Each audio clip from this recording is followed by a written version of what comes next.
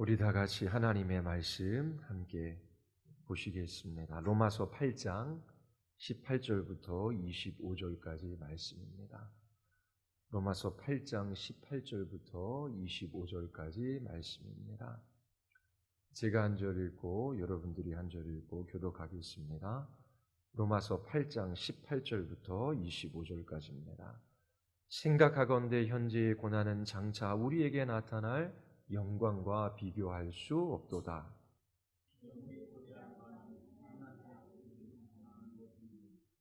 피조물이 허무한 데 굴복하는 것은 자기 뜻이 아니요 오직 굴복하게 하시는 이로 말미암음이라.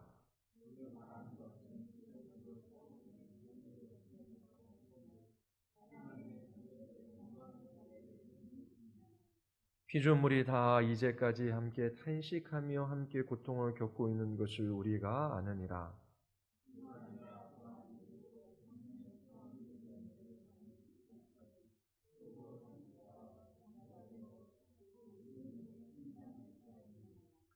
우리가 소망으로 구원을 얻었음에 보이는 소망이 소망이 아니니 보는 것을 누가 바라리요? 아멘. 기도하시겠습니다. 거룩하고 자비로우신 하나님, 오늘도 하나님께서 우리에게 말씀하여 주시고 그 말씀을 따라 기도하며 간구하게 하여 주심을 감사드리옵나이다. 우리의 인생을 향한 주의 선하신 뜻을 우리 가운데 이루심으로 저희들이 주님을 찬양하며 경배하게 하여 주시옵소서. 모든 고난과 고통 중 주님이 우리에게 주시는 소망으로 말미암아 그 입술에 새 노래와 찬양이 넘치게 하여 주시옵소서. 저희들이 이 땅에 보냄받은 주의 백성들로 마땅히 살아가야 할 믿음의 삶들을 살아가게 하여 주시옵소서. 오늘도 진리의 말씀을 붙들고 기도하는 주의 자녀들 위해 성령께서 충만히 역사하여 주시고 은혜 베풀어 주시기를 간절히 원하오며 예수 그리스도의 이름으로 기도드리옵나이다. 아멘. 그리스도와 함께 영광을 받기 위하여 고난도 받아야 한다라고 기록하고 있습니다. 고난이 우리들에게 있다라고 하는 것은 두려운 일이지요. 그러나 이 고난은 그리스도인들로 하여금 소망을 붙들어 주도록 돕습니다. 우리가 읽은 이 본문 말씀은 그리스도 안에 있는 여러분들에게 참 소망을 주기 위하여 기록된 말씀입니다. 이 소망을 발견하는 모든 그리스도인들은 고난 가운데 인내하며 믿음의 싸움들을 싸워갈 수 있습니다. 나이가 어렸을 때에는 소소한 즐거움들이 많이 있었어요. 명절도 기쁨이 되지요. 소풍도 즐거움이 되고 운동회 때 짜장면 한 그릇 먹는 것도 큰 기대감이 있었습니다. 나이가 들어가면서 기대하고 소망하는 것이 점점 없어져요. 이 땅에 있는 것이 그렇게 우리에게 크게 만족이 안 되는 것이지요. 그리고 그리스도인들에게도 고난과 고통이 있어요. 그러나 오늘 말씀에서 우리에게 소망을 주시는 주님이 계시기에 우리는 날마다 주님을 찬양하며 또 기뻐하며 인내하며 이 길을 걸어갈 수 있습니다. 분명히 고난이 없는 인생이 아니에요. 타락한 이 세상에 신자들이 살아갈 때에 꼭 기억해야 될 것 몇 가지가 있습니다.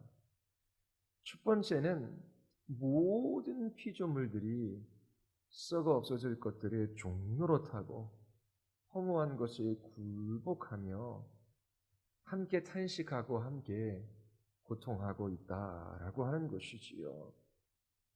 신자도 피조물 중에 한 부분입니다. 우리들도 이 땅에서 모든 피조물들과 함께 탄식하며 함께 고통하며 살아갑니다. 이 고난에 대한 시각이 우리로 하여금 인내하도록 돕습니다. 나만 겪는 고난이 아니기 때문에 그래요. 모든 피조물이 함께 탄식하고 고통합니다. 타락한 이 세상에서 살아가는 우리의 인생의 여정 동안에 고난과 고통이 없는 그러한 때는 없어요. 인류의 역사를 보더라도 이 고통과 고난이 늘 있었습니다. 고난이 없는 사람도 없어요. 이 고난을 피할 수도 없습니다. 그러나 나만 겪는 것이 아니에요. 잠시 이 땅에 우리 살아가는 모든 인생의 날 동안에 모든 피조물들이 함께 탄식하고 고통하고 있음을 여러분들이 기억하시기를 바랍니다. 이 고난에 대한 바른 시각을 가질 때에 예기치 않은 고난이 우리에게 찾아와도 놀라지 않을 수 있어요. 왜 나에게 이런 일이, 왜 우리 가정에, 왜 우리 자녀에게 이렇게 물으며 놀랄 필요가 없습니다.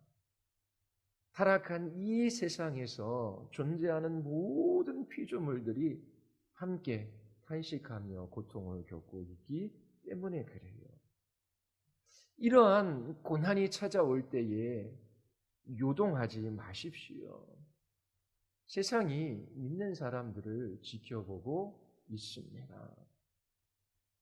고난을 피하거나 또 고난이 없는 것을 목표로 삼지도 마십시오. 오히려 고난이 찾아오면 그것을 여러분들의 신앙을 증거할 기회로 삼으십시오. 하나님이 믿는 우리들에게 베풀어 주시는 하늘의 은혜와 평강과 기쁨으로 여러분들이 소망 중 찬양할 수 있게 되기를 바랍니다. 그러한 삶을 통하여 고난 가운데서도 기뻐하며 믿음으로 살아가는 그 삶을 통하여 주께 영광을 돌리는 삶을 살아갈 수 있게 되기를 바라요. 믿음이 없어 하나님의 약속의 말씀을 의심하지 말고 믿음으로 견고히 서서 하나님께 영광을 돌리는 사람들이 되기를 바랍니다. 요동하는 신자는 하나님께 영광을 돌릴 수 없습니다. 왜 요동합니까? 하나님을 향한 믿음이 없기 때문에 그래요. 고난과 환난이 찾아올 때에 넘어지고 쓰러지지요. 좌절하고 때로 절망하기도 합니다. 그러나 그 고난의 때에 믿음을 지킴으로 그가 하나님의 자녀임을 증거할 수 있습니다. 그러나 이러한 고난의 때에 신앙을 저버리고 세상으로 뛰쳐나가는 사람들이 있어요. 그들 스스로 자신은 구원받은 하나님의 자녀가 아니다라고 하는 것을 보여주는 것이지요. 고난과 시련이 있다라고 할지라도 무슨 일이 우리 앞에 나타난다라고 할지라도 그리스도인들은 세상으로 뛰어나가지 않아요. 잠시 머뭇거리고 흔들릴 수는 있지만 그들은 하나님을 찾고 그 하나님 앞에 자비와 공유를 구합니다. 하나님께 엎드려요. 이것이 모든 하나님의 자녀들의 본성입니다. 고난이 올 때에 요동하지 마십시오. 믿음으로 주의 약속의 말씀을 붙들고 주께 영광을 돌릴 수 있는 삶의 기회로 삼으십시오. 사단이 유혹하고 시험합니다. 그러나 흔들리지 마시고 하나님의 사랑을 붙드십시오. 고난의 때에 사단이 여러분들을 유혹하고 시험할 수 있어요. 하나님이 너를 사랑하신다면 어떻게 너에게 이런 큰 시련과 고난을 줄 수 있느냐? 하나님이 선하시다라면 왜 내가 이 땅에서 이처럼 고통을 받아야 하느냐? 하나님께서 그렇게 능력이 크시다는데 왜 너를 이 고난 가운데서 구원해 주시지 아니하시고 내버려 두시느냐? 내게 일어난 일을 봐라. 너의 자녀들에게, 너의 가정에게 일어난 일을 봐라. 하나님이 계시다면 분명히 하나님이 너를 사랑하시지 않고 버리신 것이 분명하다. 아니면 하나님이 안 계신 것이 확실하지 않느냐. 이렇게 사단은 우리의 믿음을 흔들어 대고자 합니다. 그때에 하나님의 사랑을 의심하지 마십시오. 하나님께서 여러분들에게 가장 위대하고 가장 크고 가장 놀라운 사랑을 나타내 보여주셨어요. 십자가의 사랑입니다. 십자가를 바라보면 주의 사랑이 결코 변하지도 않고 영원하고 무한함을 우리는 알 수 있어요. 우리가 무엇을 함으로 하나님께서 우리를 사랑하신 것이 아니시잖아요.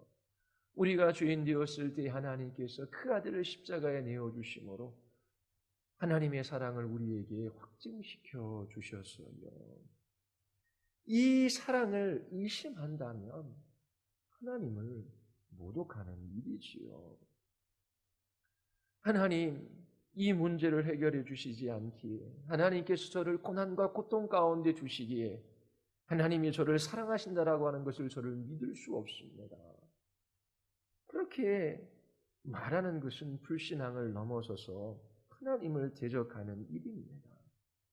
하나님이 하나밖에 없는 독생자 예수 그리스도를 죄인인 우리에게 내어주셨어요.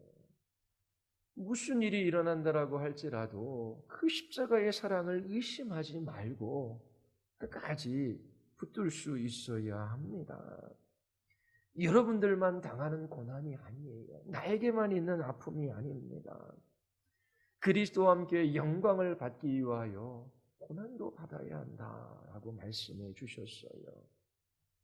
이처럼 우리가 피조물 중 한 부분으로 함께 탄식하고 함께 고통하며 이 인생을 지내가고 있음을 잊지 마십시오.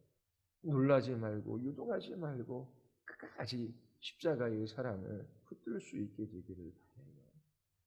두 번째, 고난의 때에 이 고난이 영원하지 않다라고 하는 것을 기억하십시오. 반드시 끝나는 날이 있어요.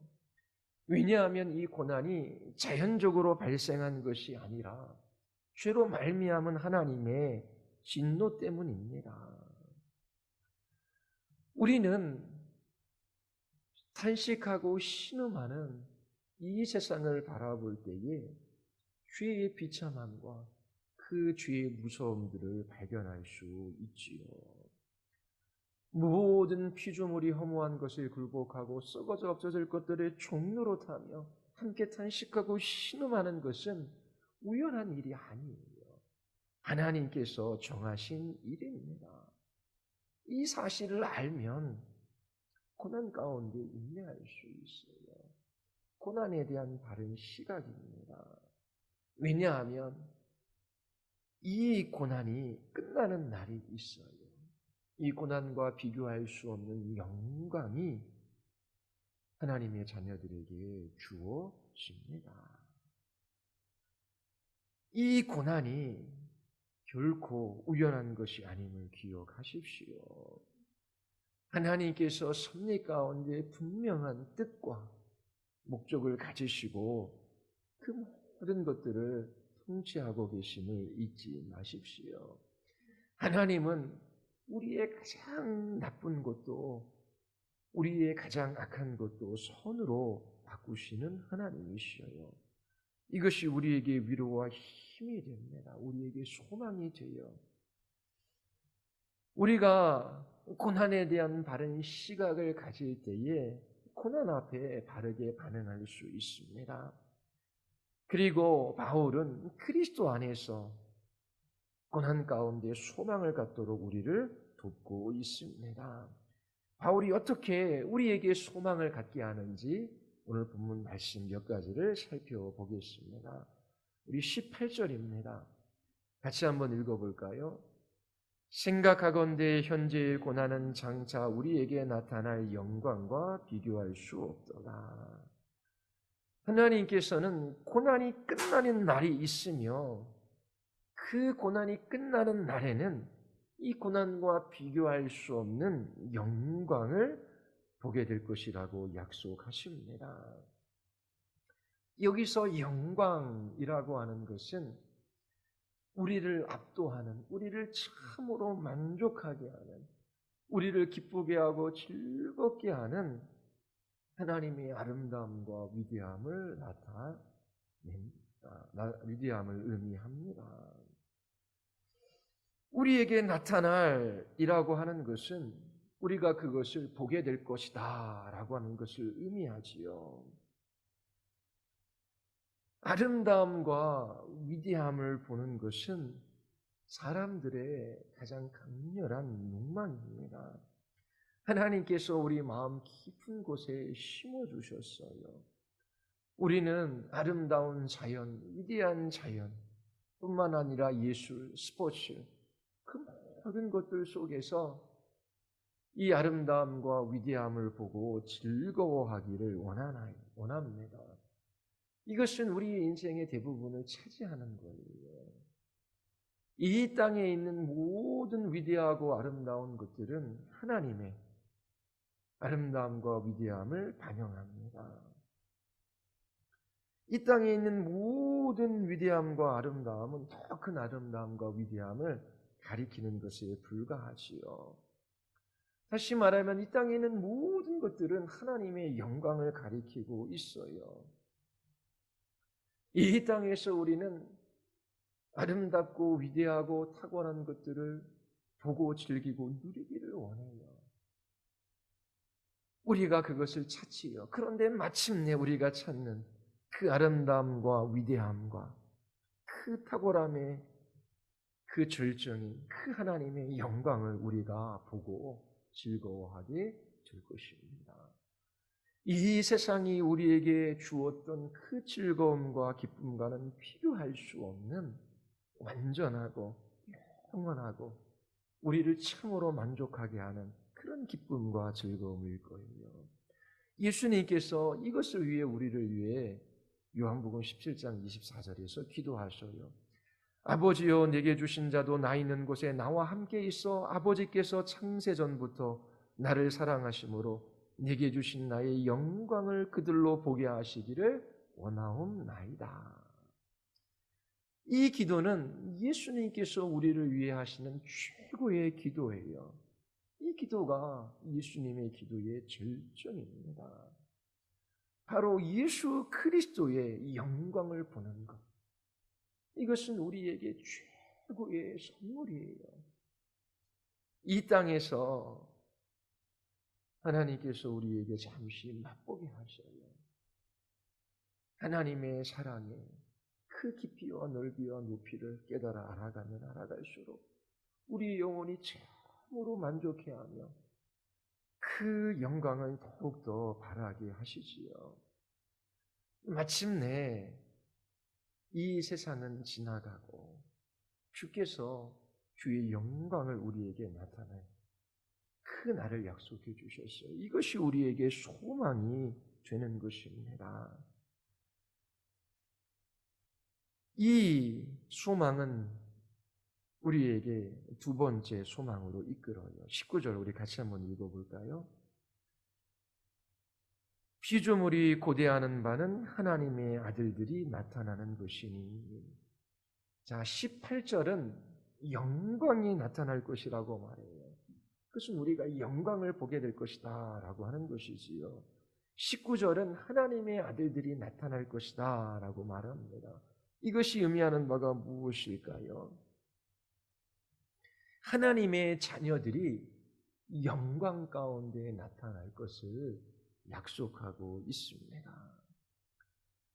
지금 현재 예수님 믿는 사람들을 한번 보십시오. 그들이 영광스러워 보이지 않아요. 때로 우리는 비그리스도인과 불신자들과 별반 다를 바 없이 보입니다.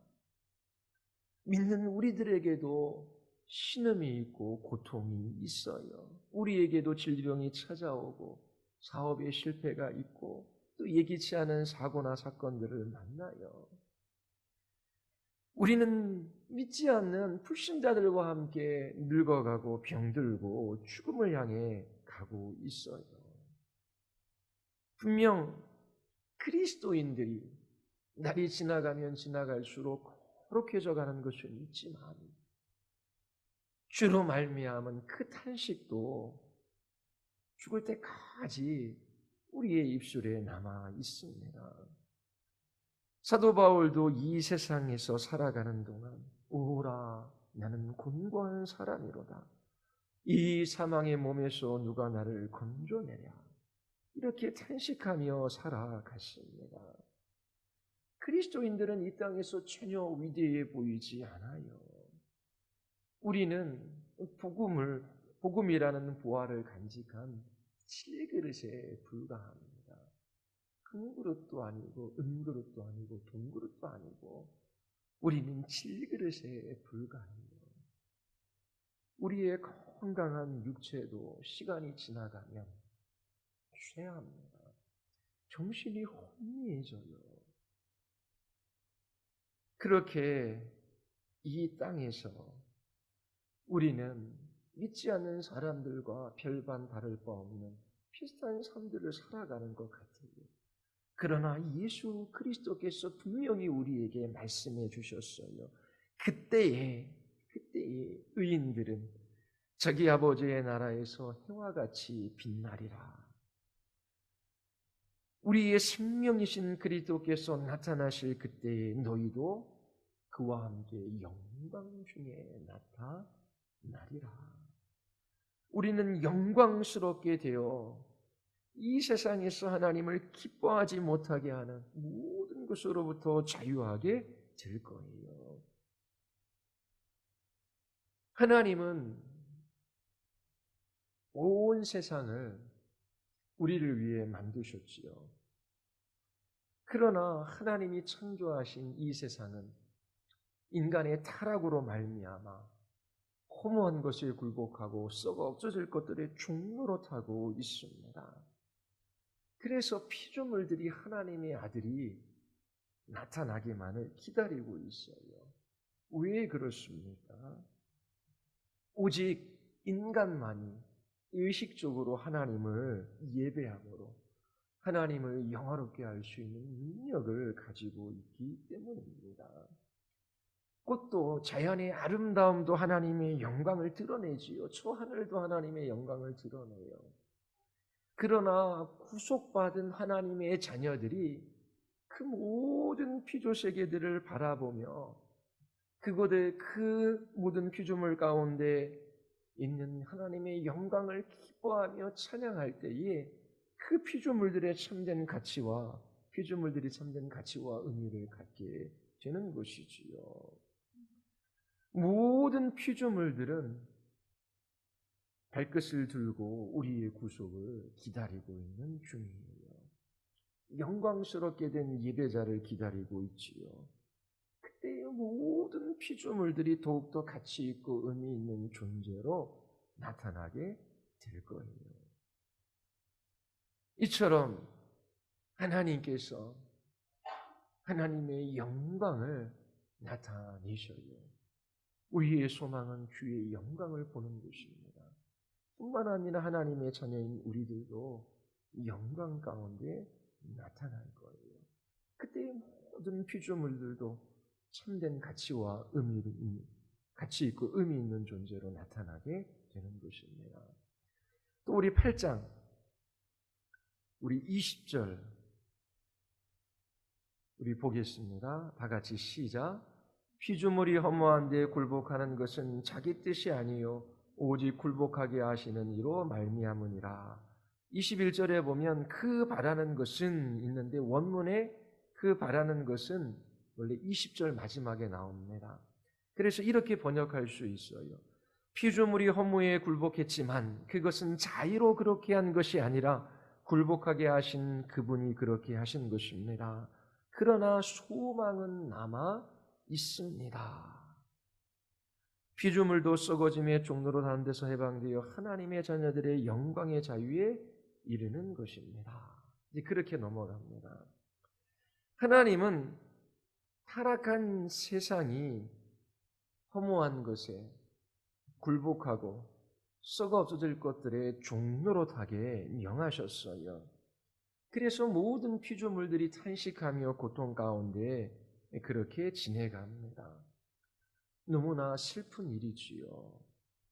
그리고 죄를 미워하시고 심판하시는 거룩하시고 공의로우신 하나님을 우리는 이 진노 가운데 봅니다.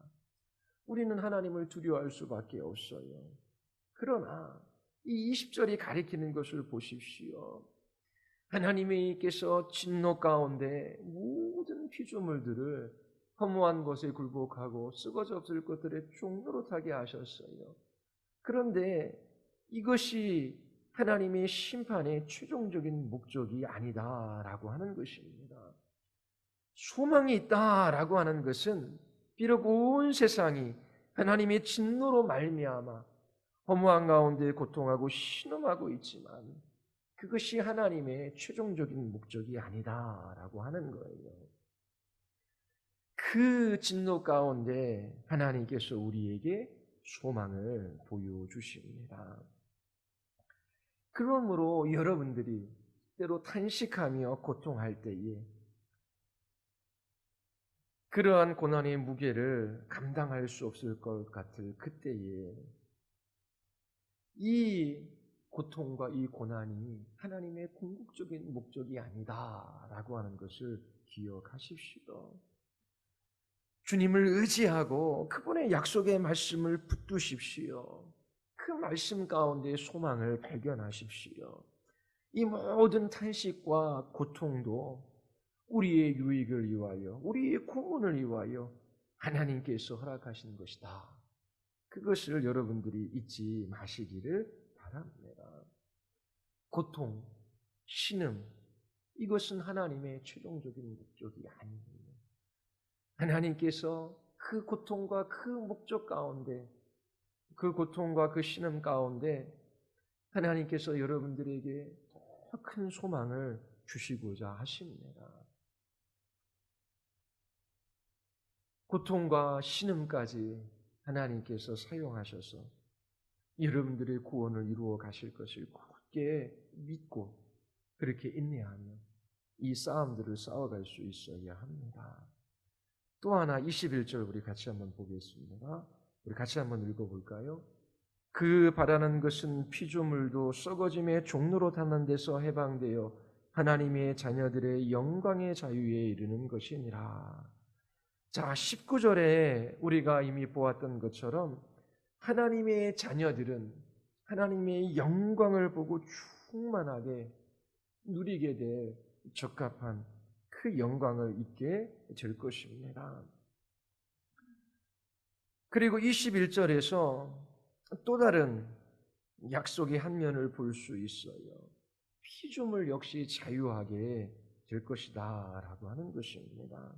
이 말은 온 세상이 영광스럽게 된 하나님의 자녀들을 위해 가장 완벽한 장소로 변화될 것이다 라고 하는 거예요.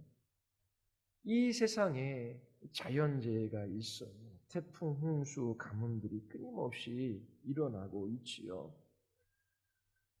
자연이 하나님의 진노 가운데 사람들을 집어삼키는 것들이 많이 있습니다. 그러나 그 마지막 날에 하나님께서 이 피조물들도 자유하게 하실 것이라고 말씀하셔요. 이 말씀은 이사야 선지자 65장 17절에 예언한 것의 실현이지요. 보라 내가 새하늘과 새 땅을 창조하나니 이전 것은 기억되거나 마음에 생각나지 아니할 것이라. 계시록 21장 1절도 새 하늘과 새 땅을 보니 처음 하늘과 처음 땅이 없어졌고 바다도 다시 있지 않더라. 모든 눈물을 닦아주시고 다시 사망이 없고 애통하는 것이나 곡하는 것이나 아픈 것이 없나니 처음 것들이 다 지나갔습니다. 하나님께서 창조하신 이 세상을 하나님의 자녀들이 하나님의 영광을 누릴 수 있기에 가장 적합하고 가장 알맞은 장소로 하나님께서 변화시켜 주십니다. 하나님의 자녀들의 영광의 자유를 위하여 가장 적합한 세상으로 이 세상을 변화 주실 것을 약속해 주셨어요. 이러한 모든 피조물들의 변화, 이 자유는 하나님의 자녀들의 행복과 즐거움을 위하여 하나님께서 약속하시는 것입니다. 그리고 22절, 피조물이 다 이제까지 함께 탄식하며 함께 고통을 겪고 있는 것을 우리가 아느니라. 이 피조물의 탄식과 고통은 더 좋은 것을 위한 소망 가운데 나타나는 거예요. 이 탄식과 고통도 두 가지입니다. 죽음에 이르는 탄식과 고통이 있어요. 또 하나는 생명에 이르는 탄식과 신음과 고통이 있지요. 암으로 인하여 그 질병 때문에 아파하며 고통해하며 신음하는 사람이 있어요. 예수님을 알지 못해요. 그 질병으로 인한 탄식과 고통은 죽음을 향하는 죽음의 탄식과 고통입니다. 그러나 산부인과에 가면 출산하기에 앞서 산모들이 신음하고 고통해합니다. 그 신음과 고통은 생명을 향하고 있어요. 이처럼 어떤 고통은 죽음을 향하고 있고 어떤 고통은 생명으로 인도합니다. 22절에서 약속하는 것이 바로 이거예요. 하나님의 자녀들에게 고통과 신음이 있어요. 그러나 이것은 죽음으로 우리를 이끄는 탄식과 고통이 아니에요. 생명으로 인도하는 해산의 수고와 고통이다라고 하는 것입니다. 이 세상의 모든 신음은 하나님의 나라가 나타나는 그런 출산의 신음이며 고통입니다. 여러분들이 하나님의 자녀라면 이 모든 탄식과 신음이 여러분들을 사망으로 이끄는 것이 아니라 죽음으로 이끄는 것이 아니라 생명으로 이끄는 해산의 수고와 고통이 됩니다. 그리고 23절, 우리 마지막으로 우리 한 절 읽고 마치겠습니다. 우리 같이 한번 읽을까요? 그뿐 아니라 또한 우리 곧 성령의 처음 익은 열매를 받은 우리까지도 속으로 탄식하며 양제될 것, 곧 우리 몸의 속량을 기다리느니라. 어떤 철학자는 우리의 육신을 우리의 영혼의 감옥이라고 표현했어요. 자, 이 세상은 어떻습니까? 때로 살만한 것 같지만 결코 그렇지 않아요. 하나님의 진노가 곳곳에 나타나고 있습니다. 인간의 생각, 인간의 행동 가운데 그 하나님의 진노가 나타나고 있어요. 모든 피조물들이 탄식하고 신음하고 있습니다. 이 세상이 우리가 살아가기에 가장 적합한 땅이 아니다라고 하는 것을 우리는 매일 경험하며 살아갑니다. 매일 이 땅이 하나님의 진노가 어떻게 나타나는지 우리 안에서도 발견하고 이 땅에서도 발견하여 역사 가운데서도 발견하고 모든 피조물들 가운데 발견하는 거예요. 예수 그리스도를 알지 못하는 사람들은 이 땅에 있는 것들을 소망합니다. 그러나 이 땅에 있는 것들이 그들을 구원해 주지 못해요. 그들은 멸망의 길을 걸어가고 있습니다. 그러나 그리스도인들은 고난과 신음 중에서도 이 변하지 않고 영원한 소망을 갖고 이 땅에서 살아갈 수 있게 되었어요. 장차 우리에게 나타날 영광이 있습니다. 하나님의 아름다움과 그 위대함과 탁월함을 우리가 영원히 맛보며 즐거워할 거예요. 그리스도인들이 이 땅에서 불신자와 별반 다를 바 없이 연약한 것 같지만 하나님께서 하나님의 자녀들을 영광 가운데 나타나게 하실 거예요. 그날이 오래지 않아요. 모든 피조물들이 탄식하고 신음하는데 그것 자체가 목적이 아니라 하나님께서 우리에게 소망을 주셨어요. 이 탄식과 신음은 죽음과 멸망으로 걸어가는 탄식과 신음이 아니라 해산의 신음과 고통이 하나님의 나라가 곧 나타납니다. 우리의 몸에 속량이 기다리고 있어요. 모든 창조 세계를 하나님께서 변화시키셔서 우리의 행복을 위하여 봉사하게 하신 그 영광의 나라에 대한 소망이 우리에게 있습니다. 여러분들이 이 땅에서 고난에 대한 바른 시각을 가지고 이 하나님의 진노 가운데 비록 우리가 탄식하고 신음하고 살아가고 있지만 우리에게 주신 이 놀라운 소망이 있기에 여러분들이 인내하며 믿음의 선한 싸움을 싸울 수 있게 되기를 바랍니다. 우리가 이 소망으로 구원을 얻어요. 보이는 소망이 아닙니다. 보지 못하는 것을 우리가 바라고 있으면 참으로 기다리며 인내하며 이 싸움들을 싸워나가야 합니다.